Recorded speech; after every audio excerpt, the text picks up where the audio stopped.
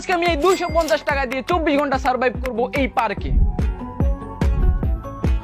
এই চ্যালেঞ্জে আছে 3টি টাস্ক। প্রথম টাস্ক হলো আমাকে 250 টাকা দিয়ে মানে 250 টাকা দিয়ে সারাদিন সার্ভাইভ করা লাগবে এই পার্কে। সেকেন্ড টাস্ক হলো আমাকে একটা বিজনেস করা লাগবে যেটা অনেক লাভবান হওয়া লাগবে। আর 3 নম্বর টাস্ক হলো আমাকে একটি মেয়েকে প্রপোজ করা লাগবে। মানে আমি পুরো প্ল্যানিং নিয়ে আইছি আজকে এই পার্ক থেকে সংসার আমি বানাই যাবো, মাথায় গরম।